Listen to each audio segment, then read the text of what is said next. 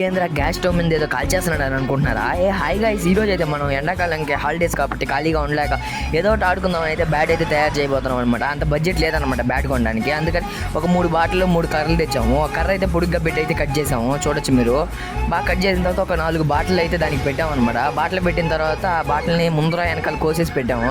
తర్వాత gas stove ఎగిల్చి అయితే దానిపైన అయితే బాగా కాల్చేసాము. బాగా కాల్చితే అదైతే గట్టిగా పట్టేసుకున్నది అనమాట స్టిక్స్ని.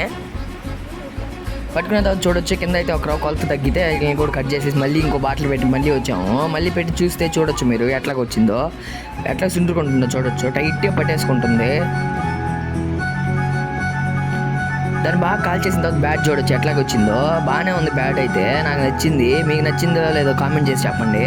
తర్వాత అయితే దానికైతే హ్యాండిల్ పట్టుకోవడానికి దూసిపోకుండా అయితే తాడైతే చుట్టించాము అనమాట. తాడు చుట్టిన తర్వాత చూడొచ్చు మీరు ఎట్లాగుందో బ్యాటు. చూడొచ్చు బ్యాట్ ఎట్లాగుందో. సరే అని చెప్పి కాసేపు ఆడాను అనమాట. కాసేపు ఆడితే అయితే ఆ తాడు అయితే ఊడిపోయింది, చేతిలోకి వచ్చేసింది. అందుకే దంతం బాటలను కూడా ఎత్తుకొని అయితే ముందర వెనకాల కోసేసి అయితే అతికిచ్చేసి దానికి అయితే కాల్ చేసాం. ఇంకా నా ఛానల్ సబ్స్క్రైబ్ చేసుకుంటే ప్లీజ్ సబ్స్క్రైబ్ చేసుకోండి. నెక్స్ట్ బ్లాగ్లో కలుద్దాం. మడిసన్నా కాసింత కళా కోసం ఉండాలయ్యా.